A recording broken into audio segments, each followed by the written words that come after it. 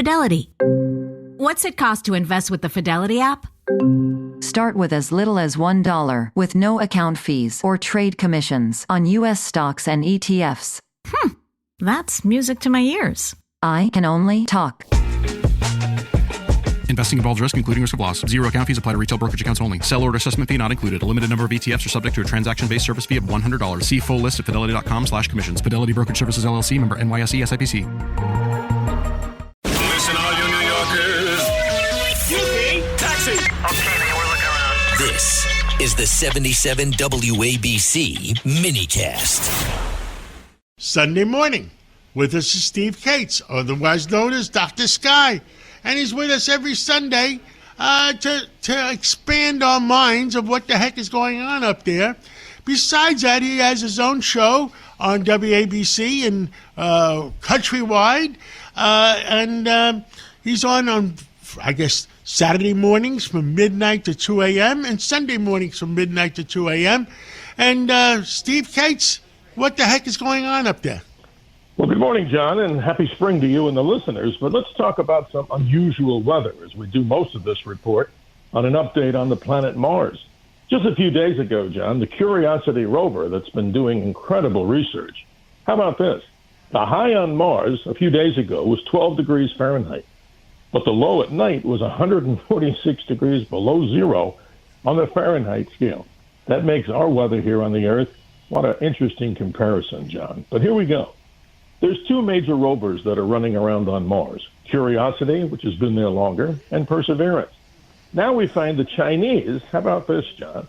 They're looking to send the Tianwen-3, another spacecraft, to Mars to return samples of the planet Mars, maybe some 500 grams. They're set to launch around 2028. Now, America, we have had, unfortunately, to cancel the Mars return mission. The Perseverance rover has been sampling material, putting it in test tubes. But what's interesting about this, John, is the future of trying to find life on Mars. Curiosity, the other rover, guess what it discovered? It found some nearly pure samples of sulfur in this ancient Geddes Vallis channel on Mars, a possible direct link to life on the planet Mars in the past, as we know, lots of water. So there's a lot of things going on Mars, exciting research. That little rover, Curiosity, John, has driven 20 miles since it's been on the surface of Mars and drilled 39 samples. And it's powered by a plutonium-238 isotope to keep it running strong. Amazing stuff. So how long did they originally think that was going to run for, and how long has it been running now? John, they thought this only lasts maybe a year at best. But now we're talking about, Curiosity running way longer than that, and Perseverance doing excellent research. So it goes back to the ingenious ways that these technicians created a power source on it. They're using an isotope of plutonium-238, meaning nuclear-type power, to keep it running. And it's just incredible, John. It transmits data, that is, the Curiosity and the Perseverance, from the surface of Mars up to 3 satellites in orbit, and then conveniently beams that back to Earth. So the question, John, where or is there life on Mars? We certainly hope to find out, because you and I have talked about it before. Where did all the water go on Mars? An amazing story. I think it's underground someplace. And I agree.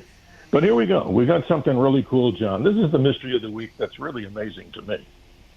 Who was one of the individuals who helped invent Wi-Fi as we know it? Now, this is incredible. Actress Hedy Lamarr, who, by the way, had a genius IQ, they said, of 140 to 150.